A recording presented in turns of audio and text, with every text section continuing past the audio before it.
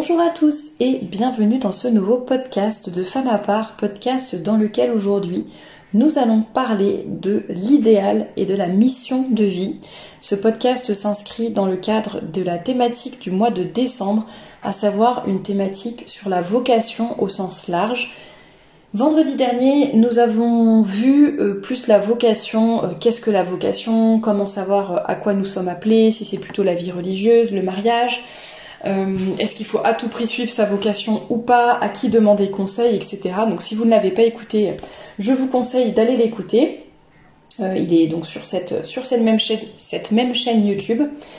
Et aujourd'hui, nous allons plus parler en particulier, donc ça sera pas sur le discernement, vocation religieuse ou mariage. Là, ça sera plus, ça concerne vraiment tout le monde, même les personnes qui ne sont pas catholiques. C'est trouver son idéal, trouver sa mission de vie. Donc ça, c'est aussi ce que j'appelle une vocation, puisque la vocation, c'est ce à quoi nous sommes appelés. Il y a à la fois la grande vocation, on va dire le grand chapeau général sur la direction que prend notre vie, mais il y a aussi vraiment au quotidien, concrètement, même si je suis mariée, même si je suis religieuse, ça s'adresse peut-être plus aux personnes qui sont dans le monde, mais si je reste dans le monde, que je sois mariée ou non, quelle va être vraiment ma mission de vie. Vous voyez, toutes les femmes mariées, par exemple, et même si elles deviennent toutes mamans, leur vocation, c'est pas juste de se marier et d'avoir des enfants. Chacune peut avoir vraiment des talents, en particulier une mission à laquelle elle est appelée. Parfois, ça va être à travers des associations, certains projets d'entrepreneuriat, du bénévolat. Ça peut être des talents manuels aussi. Voilà, chacune a vraiment quelque chose de particulier, même si parfois on n'en a pas l'impression. On en a déjà parlé dans d'autres podcasts. Parfois on n'a vraiment pas l'impression d'avoir un truc particulier. Voilà, je suis pas une musicienne géniale qui peut aller donner des concerts devant des milliers de personnes. Je n'ai pas la fibre manuelle. Je ne sais rien créer de mes doigts. Enfin voilà, parfois on se limite un peu et on se compare aux autres en se disant moi j'ai vraiment rien de spécial. J'ai pas de vocation spéciale ni de talent particulier. Et donc on se limite et on ne sait pas où va être notre talent, est-ce qu'on a vraiment une vocation spécifique et ce pourquoi nous sommes faites. Et parfois nous avons du mal à trouver notre mission de vie. Donc c'est ce dont nous allons parler aujourd'hui. Je vais encore une fois m'appuyer un tout petit peu, mais pas autant que la semaine dernière, sur le livre du père Beitman, parce qu'il a un peu parlé de l'idéal. Mais je vais juste vous reciter quelques phrases, parce qu'on en avait déjà parlé il y a 1 an à peu près sur cette chaîne. Et par contre, je m'appuierai également beaucoup sur les travaux d'Alexandre Diani-Navard. Je vous en ai déjà beaucoup parlé sur cette chaîne. Il a énormément parlé du tempérament, du caractère, du fait de se connaître, de connaître quelle est justement notre mission de vie, notre idéal. Il a écrit notamment du tempérament au caractère, se connaître pour devenir vertueux, je crois que c'est ça le sous-titre. Il a écrit Coaché par Jeanne d'Arc. Il a écrit Créé pour la grandeur. Et un 4e sur les sentiments, Cœur libre, l'éducation des sentiments. Vraiment, tous ces ouvrages sont vraiment hyper intéressants. Je vous les recommande. Ils sont dans la bibliographie du blog, donc femmeapart.com. Le lien est dans la description de ce podcast. Vous allez dans la bibliographie, vous trouverez tous les ouvrages d'Alexandre Diani-Navard. Vraiment, je vous les conseille les yeux fermés. N'hésitez pas à passer par les liens du blog, qui sont des liens affiliés pour acheter ces ouvrages s'ils vous intéressent. Et donc sans plus tarder, on va rentrer dans le vif du sujet par rapport à la mission de vie et à l'idéal. Alors déjà, pourquoi avoir un idéal? Pourquoi est-ce que c'est important? Tout simplement parce qu'une personne qui n'a pas d'idéal est finalement, ou un monde d'ailleurs au sens plus général, est un monde, dans lequel il manque quelque chose et qui fait que finalement on va toujours donner le minimum de nous-mêmes, on va être un peu dans la tiédeur et on ne va pas aller quelque part, c'est qu'on va se laisser conduire, se laisser aller, se laisser emporter par le flot de la vie sans trop réfléchir. Quand on n'a pas d'idéal, en fait c'est ça, on se laisse faire. On n'est pas acteur ni responsable de sa vie. D'ailleurs, j'en parlerai tout à l'heure avec ce que dit Alexandre Diani-Navard sur la responsabilité. On n'est pas acteur de sa vie, on est plutôt spectateur. Et selon moi, la deuxième caractéristique, vraiment quand on manque de cet idéal, ça va être la tiédeur finalement. Faire le minimum syndical, ne pas trop se fatiguer. Et aussi s'enfermer peut-être dans un certain égoïsme, parce que de la paresse peut découler aussi l'égoïsme, c'est-à-dire bon, je fais le minimum, je me regarde moi-même et je me fatigue pas trop dans la vie, quoi. Et quand je parle d'idéal, c'est pas forcément allez, je vais devenir la Jeanne d'Arc des temps modernes, je vais convertir la moitié de la terre, je vais partir en guerre, ou je vais accomplir d'énormes choses et je vais devenir très connue, ou j'en sais rien. Non, un idéal, c'est pas forcément quelque chose d'extraordinaire ou qui n'est pas à notre portée, ou voilà, faut pas forcément, bien sûr, faut se fixer des objectifs et justement un idéal, mais pas des choses complètement impossibles. Et d'ailleurs, on en a parlé dans une entrevue pétillante avec Anne-Claire, on faisait la distinction entre être idéaliste et avoir un idéal. Vous voyez, quelqu'un qui est toujours perché dans ses belles idées, ses belles pensées, mais finalement qui ne va rien accomplir, ou qui sera trop dans les choses impossibles et pas du tout assez dans le concret, trop dans la théorie et pas dans la pratique. Mais c'est important quand même d'avoir quelque chose qui nous guide, qui est plus haut que nous, qui va nous donner envie de nous dépasser, d'aller plus loin. Et pour chacune, alors bien sûr je pense que ça se rejoint pour pas mal de personnes, hein. Je sais pas, l'idéal par exemple d'aller au ciel, l'idéal de faire plaisir au bon Dieu, voilà, bien sûr je pense qu'il y a des choses en commun pour plusieurs personnes, mais après je pense que chacune dans sa vie a tout intérêt à trouver quel est son idéal en particulier et quelque chose qu'elle peut mettre en place, sa mission de vie à elle, qui est quelque chose de très concret et pour lesquels elle va se donner aussi des moyens concrets. C'est pas juste tiens mon idéal ça serait de faire de l'apostolat dans tel domaine ou de je sais pas, d'aider les gens qui sont atteints de dépression pour qu'ils aillent mieux. Voilà, ça c'est mon idéal, c'est vraiment de soutenir les gens dépressifs.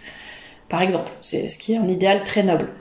En fait, si c'est juste votre idéal, donc après vous attendez, bon, je vais rester les bras croisés, puis si un jour je croise une personne déprimée dans mon entourage, dans la rue, au magasin, bon, là je ferai quelque chose. Bah non, si vraiment c'est quelque chose pour lequel vous pensez que vous avez vraiment les talents nécessaires, que c'est vraiment quelque chose qui vous anime et tout, ça ne sert à rien d'avoir juste l'idéal, il faut aussi trouver comment concrètement je vais le mettre en œuvre et qu'est-ce que je vais faire pour atteindre cet idéal et aussi pour plaire à Dieu. Donc évidemment il faut avoir un idéal qui est conforme à la volonté du bon Dieu et ça rejoint ce qu'on disait sur la vocation la semaine dernière, c'est-à-dire que quand on répond à un appel du bon Dieu et qu'on développe les talents que lui nous a donnés et que l'on fait en sorte de correspondre à ce qu'il attend de nous, eh bien c'est là que nous allons recevoir des grâces particulières, que nous allons être soutenus dans notre mission et c'est également là où nous aurons plus de chance, que ce soit de façon naturelle ou surnaturelle, d'être vraiment épanouis et saintes. Tout simplement, ça demande du travail, mais c'est vrai que parfois ça fait du bien de se rappeler ces choses essentielles. N'essayons pas de nager à contre-courant de ce que le bon Dieu veut de nous, mais laissons-nous porter plutôt par ce qu'il attend de nous et ça nous donnera beaucoup de courage et beaucoup de grâce. Alors que nous dit juste le père Bateman rapidement sur l'idéal? Il dit que l'idéal c'est vraiment la flamme de notre pensée qui brille et éclaire toute notre vie. C'est le phare que nous devons toujours entretenir et rendre de plus en plus lumineux afin que sa présence seule suffise pour nous conduire et nous ramener dans le droit chemin. Donc il faut avoir un idéal qui soit beau et dont notre cœur puisse s'éprendre, un idéal vrai selon nos forces et notre tempérament, et enfin un idéal clair, brillant et lumineux qui soit très concret et ne laisse pas place aux approximations, ça c'est ce que je vous disais. Voilà, donc c'est ce qu'il nous dit surtout, et Dieu donne du courage à ceux qui le demandent, voilà. Et il nous cite aussi, donc ça c'est pas le père Bateman, enfin c'est le père Bateman qui nous cite un autre auteur qui est le père Vuillermet, qui nous dit: où aboutir? En effet, si nous n'avons pas de but, nous ne trouverons rien si nous ne cherchons rien. Semblable au navigateur imprudent qui prend la mer par une nuit sombre sans emporter ni carte ni boussole, nous marcherons dans la vie sans savoir où nous allons, poussés par le caprice et entraînés par les influences les plus contradictoires. Avoir un idéal, c'est avoir une raison de vivre. C'est aussi un moyen de vivre une vie plus pleine et plus haute. Voilà, donc vraiment, nous ne trouverons rien si nous ne cherchons rien. Voilà, d'où l'importance d'avoir un idéal. Alors, dans ses ouvrages, Alexandre Gianni-Navarde nous parle beaucoup, voilà, là par exemple j'ai pris celui qui s'intitule « Créer pour la grandeur, le leadership comme idéal de vie ». Et en fait, c'est plutôt le leadership, c'est un mot anglais, mais c'est le fait un peu de prendre les rênes de sa vie, de diriger. Et ça, c'est quelque chose où on se dit, ah, moi je suis pas faite pour diriger, pour prendre des décisions, pour m'occuper des, enfin comment dire, pour diriger des gens. Voilà, donc on a un peu peur parfois de cela.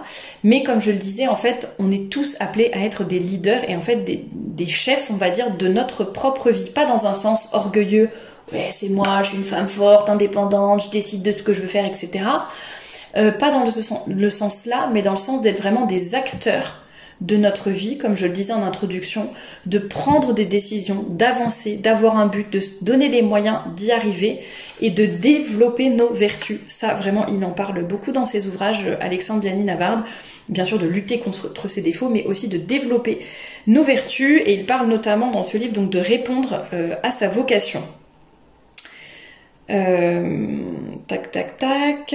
Pour le magnanime, le mal, ce n'est pas le mal que font les autres, c'est le bien que lui, personnellement, ne fait pas. Nous devons être responsables. Être responsable, c'est répondre personnellement et généreusement à l'appel de l'humanité, donc on peut appeler ça la vocation, en y mettant son cœur, son intelligence et sa volonté.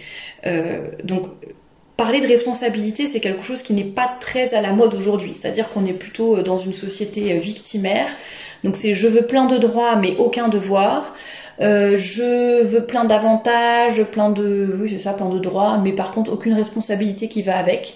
Je dis que je veux faire ce que je veux, être indépendante, forte, etc., et que j'ai besoin de personne, mais bon, je suis vite perdue quand je suis seule, et surtout, en fait, je dénigre, je refuse de prendre quelques responsabilités que ce soit.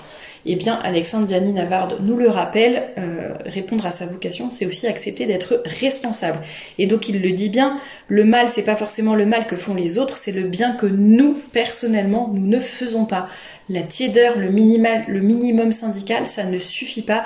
Le fait de ne pas faire de mal ou de se dire, bon, moi, je vais juste mener ma petite vie tranquille, je vais éviter de faire des péchés, je vais éviter de faire le mal aux autres, je vais embêter personne, ça va suffire. Non, nous devons avoir un idéal, une vocation, être responsable et être acteur de nos vies et ne pas être juste spectateur. Donc c'est un appel général dirigé à la conscience de chaque être humain. C'est ce qu'il appelle je fais une répétition. Donc c'est comme ça que Alexandre Diany-Navard qualifie donc l'appel de l'humanité, un appel général dirigé à la conscience de chaque être humain. Il existe un autre appel, plus spécifique, plus direct et plus personnel encore, c'est la vocation. La vocation est un appel divin, c'est Dieu qui appelle, et il appelle chacun d'entre nous par son nom. C'est un appel individuel. Chaque personne a une vocation, qu'il en soit conscient ou non. La vocation est un appel à être, à penser, à agir d'une façon particulière. C'est le critère par lequel nous mesurons toutes nos actions et le principe qui donne l'unité à notre vie tout entière. Je pense que c'est ça qui nous aide à avoir un sens dans notre vie, plutôt que de partir dans tous les sens et avoir l'impression d'être un peu ballotté. Oui, c'est ça, ballotté à droite, à gauche par le vent, la pluie, la tempête, voilà. On suit un petit peu, comme je disais au tout début, là, on va là où le vent nous porte. Non, là c'est vraiment, comme le disait le père Batman aussi, c'est vraiment le phare qui va éclairer notre vie. Et donc, là il ne parle pas de phare, mais il dit c'est le principe qui donne l'unité à notre vie. Donc l'appel de Dieu s'adresse à notre cœur, et c'est un appel qui est intime, et il faut y répondre donc généreusement. Et répondre à l'appel de Dieu, c'est un acte d'espérance, parce qu'en fait on a confiance en Dieu qui nous donnera les moyens d'agir, mais c'est aussi un acte de magnanimité, c'est avoir confiance dans les talents qu'il nous a déjà donnés et le remercier pour ses dons. Donc il ne faut pas avoir peur, ça rejoint aussi ce que nous disions la semaine dernière dans le podcast sur la vocation avec les extraits du livre La formation de la jeune fille. Dieu en fait nous donne les moyens de réaliser la vocation à laquelle il nous appelle. Donc nous ne devons pas avoir peur, nous ne devons pas être pusillanimes et nous devons avoir confiance dans ce que le bon Dieu nous donne, les moyens, les grâces et dans les talents que nous avons déjà reçus et qui sont inscrits dans notre cœur. C'est pour ça aussi parfois quand on ne sait pas trop sa vocation, il faut déjà savoir se connaître et s'observer. Et si vous avez du mal à avoir du recul sur vous-même, pourquoi pas demander aux autres. Ça peut être des petits questionnaires rapides, mais tiens, 3 mots pour me qualifier, les 3 qualités que tu penses que j'ai, les 3 défauts que j'ai, les 3 choses pour lesquelles tu vois que je suis unique ou quelque chose que j'ai et que les autres n'ont pas. Et parfois on ne se rend pas compte des facilités que nous avons parce que justement ce sont des facilités, ce sont des choses qui nous paraissent évidentes. Donc en fait, on va même pas se dire ah ouais j'ai vraiment un talent pour comprendre les gens, savoir vraiment ce qu'ils pensent, essayer de les faire parler, de leur faire dire ce qu'ils ressentent, de se confier à moi, de pouvoir voilà, être à leur écoute, etc. En fait, c'est quelque chose qui va vous paraître tellement évident, tellement naturel chez vous et tellement facile que vous n'allez pas vous dire tiens, mais ça c'est un talent particulier, c'est pas quelque chose que tout le monde a. Et là vous dire ah tiens, peut-être que je suis bien faite pour ça, peut-être que il faudrait que je me dirige vers telle ou telle carrière, ou que je peux aider les gens en faisant ci ou ça, parce que j'ai un sens de l'écoute, les gens ont confiance en moi, etc. Enfin, vous voyez, et nous, on ne se rend pas compte parfois, parce que c'est évident pour nous, enfin pour nous, pour vous, enfin bref, pour tout le monde. Donc effectivement, il faut... parfois, il faudrait demander aux autres, à notre confesseur, à des amis, à notre famille, qui auront plus de recul par rapport à nous, et ça peut nous aider. Alexandre Diani-Navarre nous parle ensuite du fait de prendre conscience de nos talents et les multiplier. Donc savoir vraiment pourquoi suis-je fort, en quoi suis-je fort. Et, attendez, parce que je regarde la citation qu'il donne. Voilà, il est difficile de savoir réellement en quoi nous sommes forts avant d'avoir atteint l'âge de 25 ans, voire de 30 ans. Nous devons expérimenter différents chemins et demander à nos amis et collègues de nous aider à découvrir ce que nous faisons particulièrement bien. Bon, c'est ce que je viens de vous dire un petit peu. Dès que l'on a identifié son talent, ce qu'il faut c'est le multiplier. Il est nécessaire de lutter contre ses faiblesses, mais il est plus nécessaire encore de multiplier ses forces. Ça, je trouve ça très intéressant. Ça rejoint donc le fait d'être acteur de sa vie, acteur sur les deux tableaux, parce que c'est vrai que on nous parle souvent de lutter contre ses défauts, lutter contre ses faiblesses, essayer de corriger telle chose, de s'améliorer, etc. Mais lui, donc, il parle aussi, il est nécessaire encore de multiplier, il est plus nécessaire encore de multiplier ses forces. Donc les talents que nous avons reçus, les facilités que nous avons, nos forces, nos qualités, nos talents, tout, il faut tout développer. Ça rejoint encore une fois, mais ça je vous en ai parlé dans de nombreux podcasts, la parabole sur les talents. On ne va pas juste enfouir son talent dans la terre et quand le maître reviendra, on lui rendra le talent qu'il nous a donné. Non, on va le faire fructifier ce talent. Il nous parle ensuite du fait de concentrer son énergie sur sa mission. Donc la vocation est un appel à être, à penser et à agir d'une façon particulière, alors que la mission est un appel à faire quelque chose de particulier. La vocation est toujours un appel divin, alors que la mission est souvent le fruit de considérations humaines. La vocation forme le cadre, le contexte dans lequel nous découvrons et réalisons notre mission, qui est notre contribution spécifique au bien commun. Sans vocation, le leadership est vide de sens. Sans mission, il est vide de contenu. Donc la vocation donne un sens et la mission, ça va être le contenu concret, la façon dont nous allons presque manifester notre vocation de façon concrète dans notre vie. Et donc en fait, voilà, parfois on a conscience de notre vocation, mais on ne sait pas exactement concrètement quoi faire avec, quoi faire concrètement pour servir cette vocation. Et ben c'est avec notre mission. Donc ça je trouve ça aussi très intéressant et ça montre comme quoi il faut être concret. Alors bien sûr après il nous parle du fait qu'il ne faut pas avoir peur de l'échec. La crainte engendre le désespoir. L'âme déprimée par la crainte ou la tristesse ne peut plus être élevée par l'espérance. Elle est livrée au désespoir qui lui fait fuir toute grande entreprise. Donc il faut avoir le courage d'agir sans avoir peur de ce qui peut se passer. Libérer son imagination également. Et chercher la grandeur dans les choses ordinaires. Rien n'est plus grand que Dieu, et Dieu se cache dans toutes les choses les plus banales et les événements les plus anodins.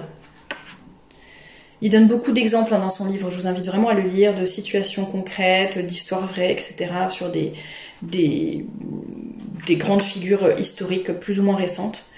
Donc c'est toujours intéressant. Chercher l'extraordinaire, c'est chercher l'émotion plus que la vertu. C'est refuser de chercher Dieu pour se chercher soi-même. C'est aussi mettre un frein à son développement personnel. Donc on n'est pas obligé de chercher l'extraordinaire. Essayons de faire de notre mieux avec les choses ordinaires. Chercher la grandeur dans les situations les plus ordinaires est une chose. Laisser passer l'occasion de faire Laisser passer l'occasion de faire des choses extraordinaires pour le bien de la communauté tout entière, c'est bien autre chose. Voilà, donc faut pas non plus être obsédé par les choses ordinaires et oublier les talents extraordinaires que l'on a et les responsabilités qui en découlent. Bon, puis après, il parle de développer l'humilité, reconnaître ses faiblesses, reconnaître aussi sa dignité, sa grandeur, reconnaître ses talents, les faire fructifier. Reconnaître son propre talent est un acte de magnanimité, mais aussi d'humilité, car il nous rapproche de la vérité sur nous-mêmes. En reconnaissant nos talents, nous remercions Dieu qui nous a créés. Refuser de reconnaître son talent, ce n'est pas de l'humilité, c'est de l'ingratitude. Nous devons reconnaître nos talents et en faire un usage efficace. Il ne peut pas avoir de fausse humilité. Reconnaître aussi la dignité, la grandeur de l'autre, parce qu'il ne parle pas que de lui. Donc il dit bien qu'en fait, on ne va pas devenir comme ça, tout seul, sans rien faire, de façon automatique. On ne naît pas comme ça. C'est vraiment le résultat d'un choix libre et d'un exercice assidu. Et il parle notamment du chemin qui mène à la magnanimité, à l'humilité et donc à connaître sa mission de vie. C'est la direction spirituelle, le plan de vie et l'examen de conscience. Puis après, il y a tout une annexe à son livre avec des questions à se poser pour savoir justement quelles sont mes forces, mes faiblesses et quelle serait ma mission de vie. Voilà un petit peu pour ce qu'on pouvait dire aujourd'hui sur vraiment trouver sa mission de vie, avoir un idéal.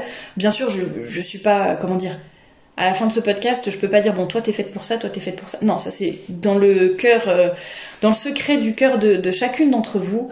C'est vraiment vous pousser déjà, vous faire comprendre qu'avoir un idéal c'est indispensable pour ne pas tomber dans la paresse, dans l'égoïsme, dans le minimum syndical, dans la tiédeur. Ça c'est évident. Donc avoir un idéal. Et ensuite, trouver sa mission de vie, comprendre quelle est sa vocation, comprendre quelle est sa mission. Et tout ça, ça se fera aussi en connaissant son tempérament, son caractère, ses forces, ses faiblesses, enfin, tout ce dont nous avons parlé. Et à chacune d'analyser, de voir, de demander aux autres, pourquoi pas, demander conseil aux collègues, aux amis, aux confesseurs, à la famille. Et essayer de faire un petit peu, pourquoi pas, procurez-vous cet ouvrage. Il y a pas mal de questions à la fin pour vous guider justement vers ça et que vous puissiez connaître quelle est votre mission de vie, ce pourquoi vous êtes faite, et comprendre qu'on n'a pas forcément besoin d'avoir des talents extraordinaires, mais juste avec des talents ordinaires, on peut arriver à faire beaucoup, beaucoup de choses, beaucoup de bien pour nous, pour les autres. Et pour rejoindre ce qu'on disait la semaine dernière, quand on accomplit notre vocation et que l'on fait ce que le bon Dieu veut que nous fassions, nous recevons beaucoup de grâce. Donc c'est évidemment très important. Voilà ce que je pouvais vous dire sur la mission de vie, l'idéal. Et je vous dis à la semaine prochaine pour parler de la sainteté. Notre vocation à toutes finalement, c'est la sainteté. À la semaine prochaine!